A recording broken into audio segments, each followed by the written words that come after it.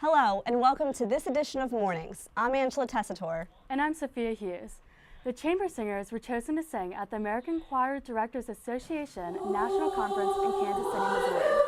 They're one of about only 4 high school mixed choirs in the nation to perform, and the only choir from Pennsylvania of any to be chosen. Singing in this country. They will be performing a free concert this Sunday at Trinity Lutheran Church at 7 p.m. To top it off, 10 North Penn students advanced to regional chorus. Congratulations to everyone involved. The Keystone Press Association awarded the Night Crier first place for Best Website. Congratulations to Alexis Banford for winning first place in editorial writing, and Marissa Werner for winning first place in the photo story category. Let's send it over to Brandy Marlin with some awards for those with perfect attendance. Thanks, Angela. Were you here every single day during the last marking period? I know I wasn't, but Mr. Scott, Mr. Edwards, Dr. Radigan, Mr. Nicholson, Mr. Hassler, and Dr. Dieg are here to celebrate our perfect attendance students for the second marking period. We have all 438 names in the basket, and we are going to pull random winners for a Dunkin' Donuts gift card. All winners can come down to the TV studio to claim their awards. Are you guys ready to start pulling names? Sure. All right. Who's pulling? All right, I'll pull the first one. All right, who do we got? We have Brian Choi.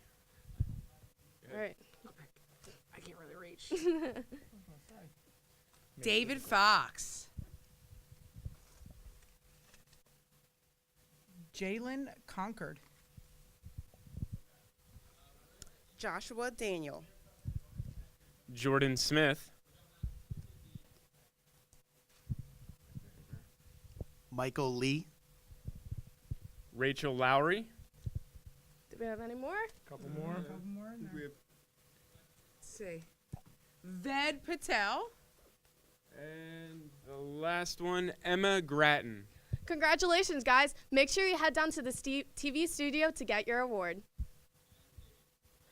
Mr. Brumball is back with this week's question, and he wants to know, who was the goalie for the USA Olympic team for the Miracle on Ice? Tweet your answer to NPTV, and remember to include the hashtag Brumball. North Penn student Nilay Vellinger won the Congregational App Challenge Award for his mobile app that he created for the FBLA competitive event. Nilay has been invited to Capitol Hill this spring to demonstrate his app for members of Congress at a celebration called House of Code. Congrats, Nilay. The mock trial team has done it again as they won their match against Lower Merion with a score of 99 points. Micah Featherson received the Best Witness Award, and our very own Shirin Chong won the Best Advocate Award. The team is now moving on to quarterfinals next week against Methacton. Good luck. Sophie Collins in the studio for Lowdown. Take it away, Sophie. Thanks, Angela. Get your squad together. The ICC volleyball tournament is next Thursday. Sign-up forms are in the K-Pod reception office. The entry fee is $25 per team, and the field is limited to 24 teams, so don't delay. If you've got talent, we want you. Sign up to audition for this year's talent show outside Mr. Berger's office in F26. Audition dates are March 4th, 6th, and 7th, and the talent show is Friday, March 15th. The last day to order yearbooks is March 1st. Make sure you don't miss your last chance to order yours online at shop.jostens.org. Seniors, graduation will be here before you know it, so don't forget to purchase your cap and gown by March 31st. Purchase them at www.sscgradstore.com before it's too late. The Chinese Culture Club is hosting its annual Chinese New Year banquet at Golden City Restaurant in Colmar tonight. Anyone in the school is welcome to come have an 8-course meal followed by karaoke. The cost is $30. Just come to Golden City at 6:30 and give your money to Mrs. Kratz at the door. That's all we have for the Lowdown. I'm Sophie Collins, sending it back to the desk. Thanks, Sophie. If you're not sure about the consequences of having over-the-counter medications in school, North Penn News reporter Sam Santangelo is here to present the facts. Advil, Tylenol, Benadryl. These are medications that anyone can buy without a prescription. North Penn administration recently reminded students about a rule prohibiting them from bringing these drugs onto school property. Student outcry was vocal and immediate because they felt the punishment was much too harsh.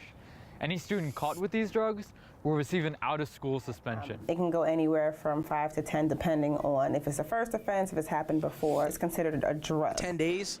10 days. That's ridiculous. 10 days. That's ridiculous. We have a zero tolerance policy for drugs on campus. So because it's a drug, we consider it as severe as any other drug we have in the building. But how dangerous could over-the-counter medication really be? Anybody could have a drug reaction, and if we don't know that you're taking it and you're having a seizure or something really medically urgent and I'm calling the ambulance, I need to be able to tell them what you've been taking. If it's something like Tylenol or ibuprofen, we have that here in the health suite. We're very willing to be able to give that to students. We just need to have parent permission. I was in a bathroom with a kid who had a vape on him, and a security guard walks in and he sees that he has a vape in his hand. He checks me as well to make sure I didn't have anything. So they went through my bag, found nothing except for my allergy medicine and Tylenol. I just feel it's unjust that I get 3 days OSS for having allergy medicine. A lot of students have brought to us their concerns about their perspective on the severity of the consequence. So that is something that we as the administrative team have come together, and that's something that's going to be in discussion for the following year. I don't think the punishment is really reasonable. If I'm in pain and I'm in BPOD, I'm not going down to the nurse's office. I just really would love students to understand the reason behind it. So we're not trying to be mean or make it more difficult, but the reality is that when we have a school this size and students, having access to that medication, the fear of something going wrong, or fear of a student taking something, we really want to alleviate that at all costs. Security guards, nurses, and administration staff are all here to look out for you, and the rules are in place for your sake. If you're not feeling well, there are many options that you are encouraged to use. But if you bring over-the-counter drugs with you into school, you are merely putting yourself and your classmates in harm's way. Reporting for North Penn News, I'm Sam Santangelo.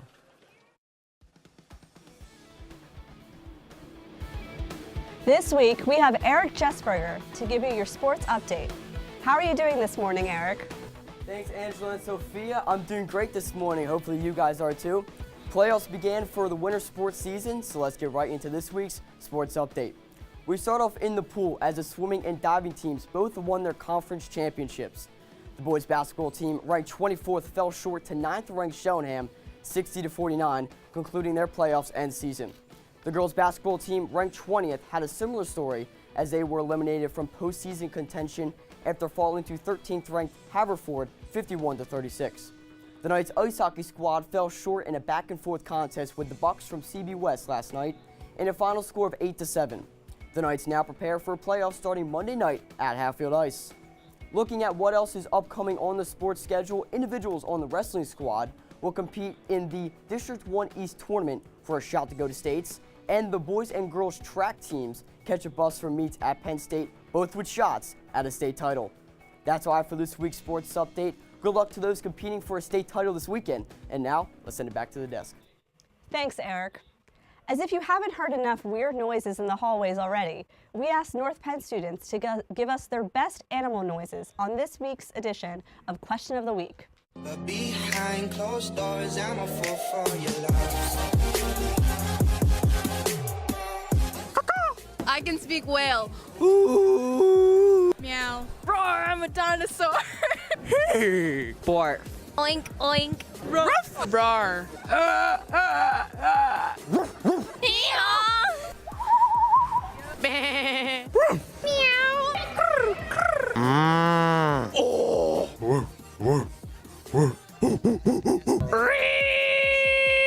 I'm my own animal. Roar.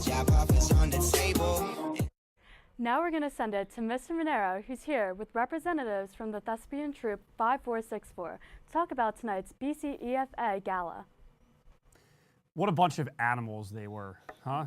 Ha ha. Good morning, North Penn High School. I am no comedian, and therefore I am not performing tonight at BCEFA, but a lot of great people are. So, Shannon Winslow and Tori Quinn are here from the Thespian Troupe.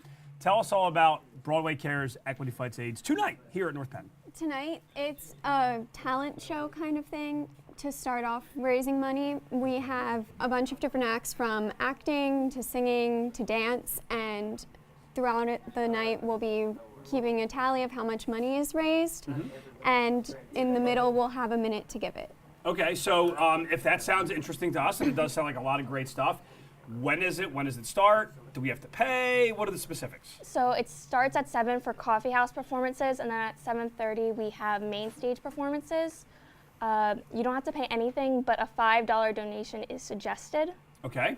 And is there anything special maybe that we want to look forward to? We have a surprise from Broadway because it is the 20th anniversary this year. So.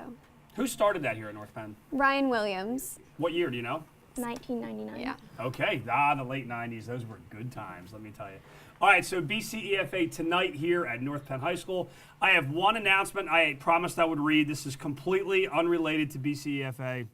It's from Mr. Reichwein. He says, any technology education student that is attending Engineers Week presentation should be released from third period at 9:50 and report to the auditorium. Sign in at the attendance table. You will be released to fifth period at the end of the program. So that's for you, Mr. Reichwein. All right, anything else about Thespian Troupe? Nope, we just encourage you to come tonight. All right, great night here at North Penn. Make sure you guys come out if you have nothing else to do. Otherwise, have a great weekend to, I don't know, do something fun. You had almost all week off, right? Might as well continue it over the weekend. Have a great weekend. We'll see you here Monday morning. I'm going to send it back to the desk right now. Thanks. Let's check in with Brandy to meet some of our perfect attendance winners.